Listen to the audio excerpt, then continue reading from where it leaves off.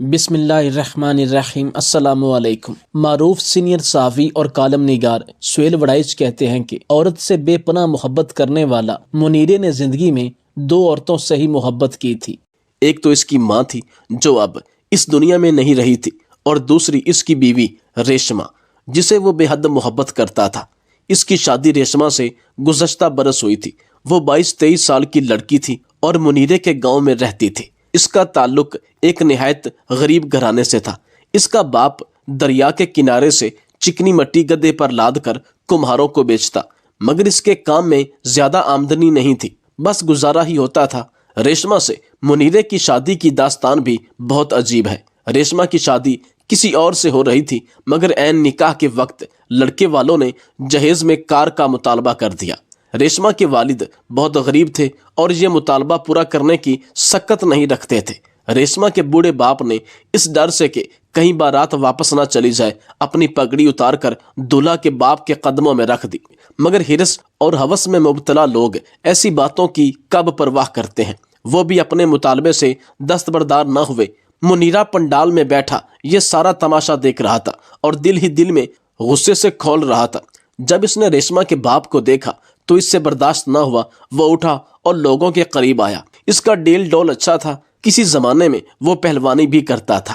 اس نے لڑکے کے باپ سے کہا، بابا کیوں کسی کی عزت خراب کرتے ہو؟ یہ غریب لوگ ہیں، تمہیں کار کہاں سے دیں گے؟ منیرے کی یہ مداخلت دولہا کو بری لگی اور وہ سہرے کے پیچھے سے بولا کہ دور ہٹو، یہ ہمارے گھر کا معاملہ ہے۔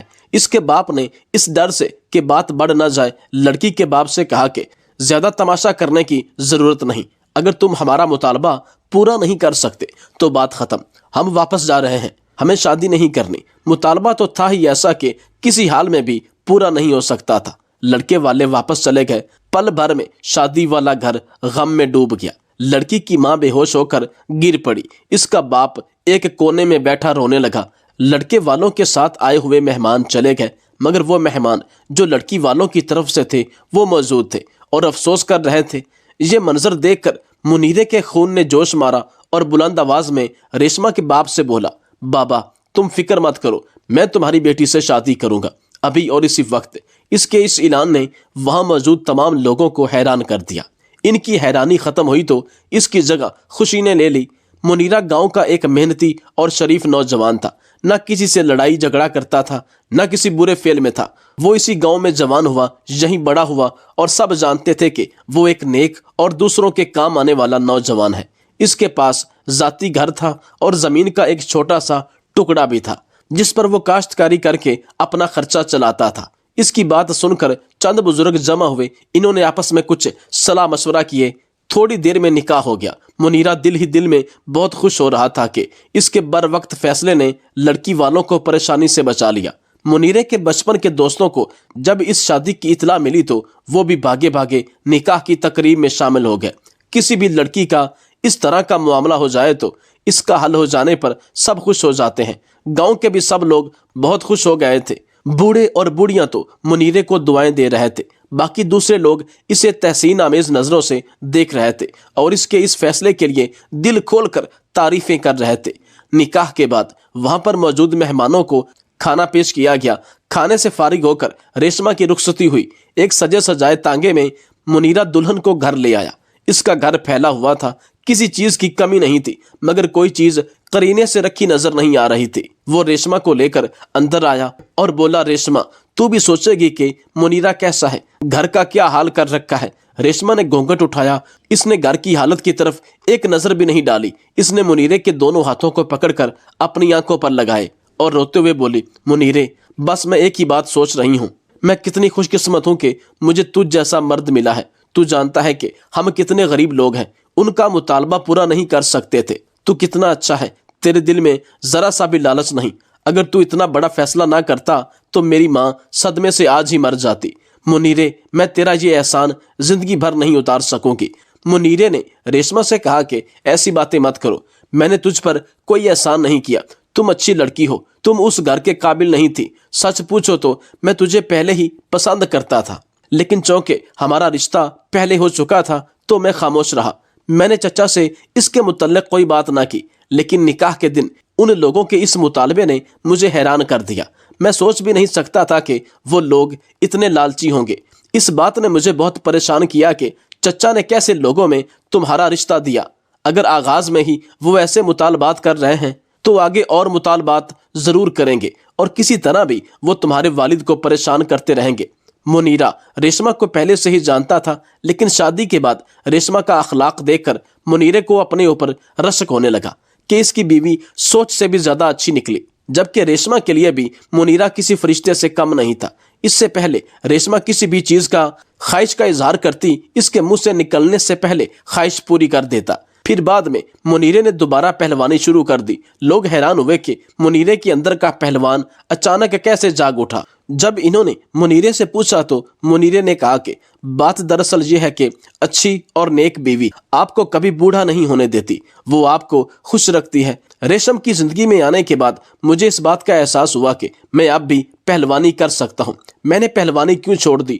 میں اب بھی بڑے بڑے پہلوانوں کے ساتھ مقابلہ کر سکتا ہوں۔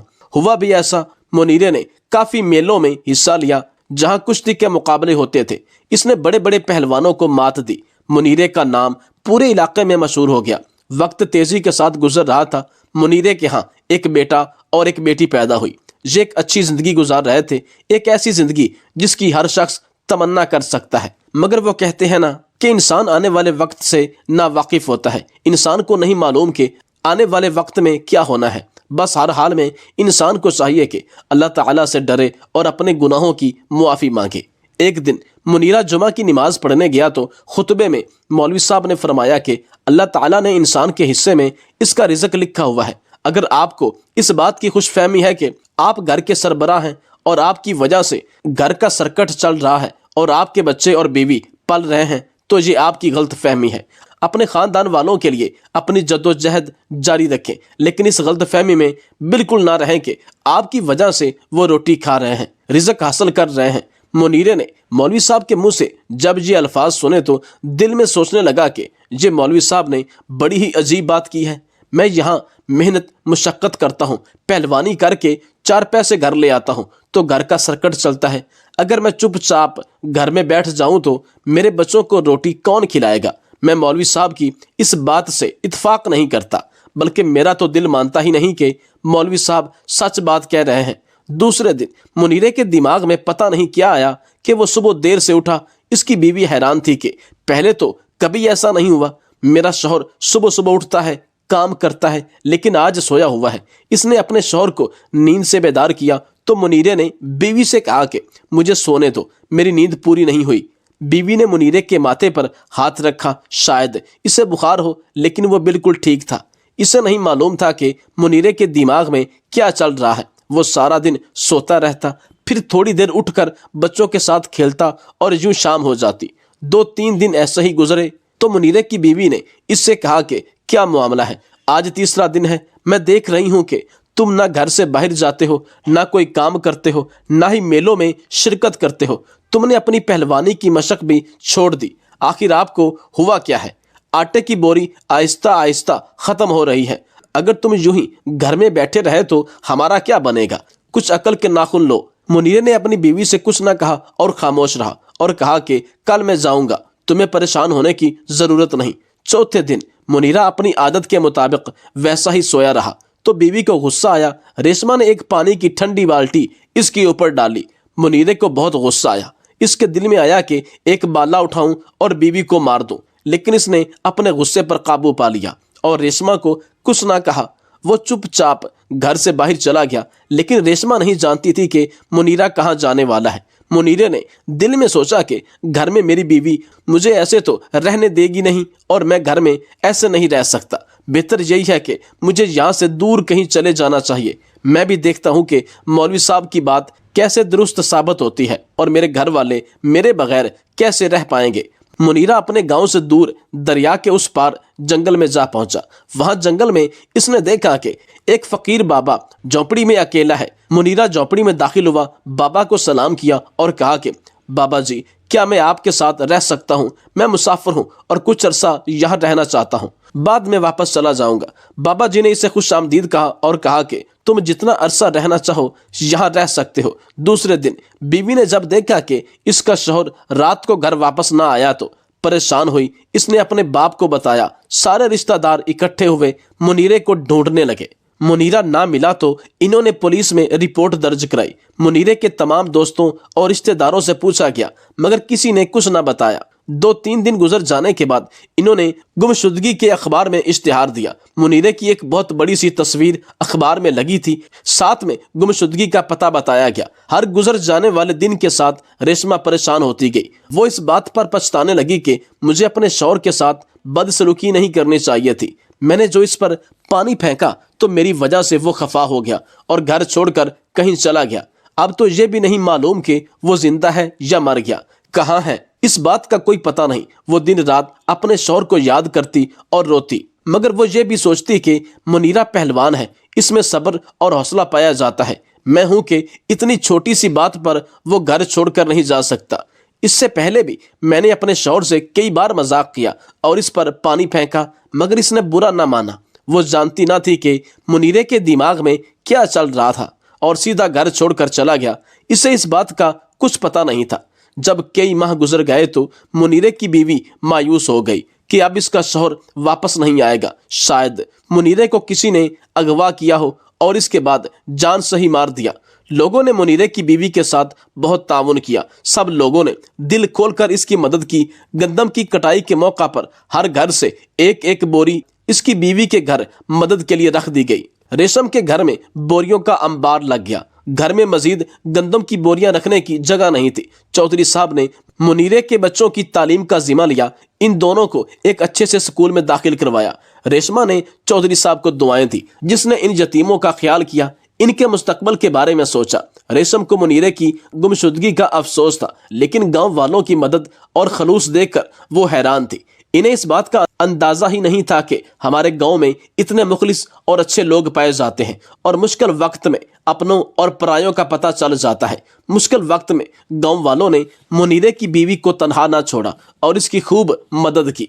1 साल का अरसा गुजर चुका था। मुनीरे को अचानक बच्चों की याद आई। इसे रेशम की याद सताने लगी। इसने बाबा जी से इजाजत ली और घर की तरफ भागा।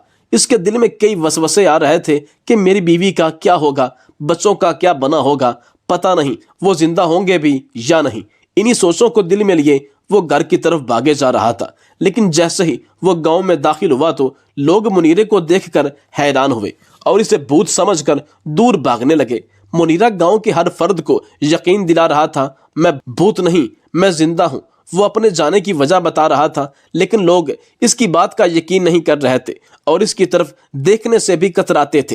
किसी ने मुनीरे की आमद की खबर रेशमा को पहले ही दे दी और ये इतला दी कि आपके शौहर का भूत वापस आ गया है। यह सुनकर रेशमा खौफजदा हो गई। मुनीरे ने घर के दरवाजे पर दस्तक दी तो रेशमा ने सुराख से देखा। जब इसे पता चला कि बाहर दरवाजे पर इसके शौहर का भूत खड़ा है, इसने अपने बच्चों को और खुद को कमरे में बंद कर दिया।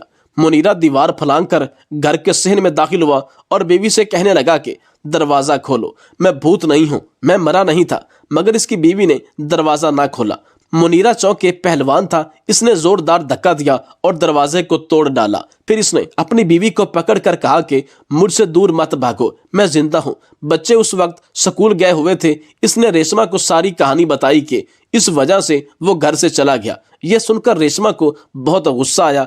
इसने अपने शौहर को कहा कि तुम पागल हो चुके हो, कोई नॉर्मल शख्स यूं अपने बीवी बच्चों को छोड़कर नहीं जा सकता। मुनीरे ने अपनी बीवी से मुआफी मांगी और कहा कि मुझसे बहुत बड़ी गलती हुई, मगर रेशमा ने इसे मुआफ नहीं किया। मुनीरे ने देखा कि घर में गंदम का ढेर लगा हुआ था। सहन की कच्ची दीवारें अब पक्की हो चुकी थीं। घर का सहन भी पक्का था। नेज हर एंगल से पहले से इसका घर बेहतर मालूम होता था। थोड़ी देर बाद बच्चे स्कूल से वापस आए तो मुनीरा इनकी वर्दी और बैग देखकर हैरान हो गया। बच्चों के जूते और कपड़े ऐसे थे कि मुनीरा देखता ही रह गया। मुनीरे ने दिल में कहा कि मौलवी साहब ठीक कह रहे थे और मैं गलत था। मुझे यूं अपनी बीवी और बच्चों को छोड़कर नहीं जाना चाहिए था। बच्चे अब इसके करीब नहीं आ रहे थे और बीवी भी इससे नजरें नहीं मिला रही थी। ये चीजें मुनीरे को बहुत परेशान कर रही थी और वो घर में अकेला महसूस कर रहा था। अगले दिन जब बच्चे स्कूल गए तो मुनीरे ने रो रो कर रेशमा से मुआफी मांगी और कहा कि अगर इसने मुआफ ना किया तो और दिल से कबूल ना किया तो मैं अपनी जान दे दूंगा। रेशमा मुसलसल खामोश रही और इसके साथ नजरें ना मिला सकी।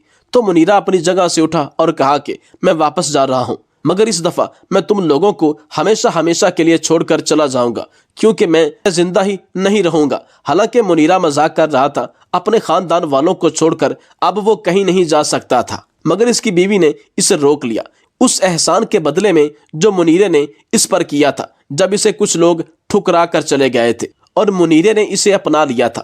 کچھ دنوں بعد بچے بھی منیرے سے مانوس ہو گئے اور منیرے نے نئے سرے سے اپنی زندگی کا آغاز کیا۔ اس میں کوئی دو رائے نہیں کہ پالنے والا، رزق دینے والا اللہ ہے۔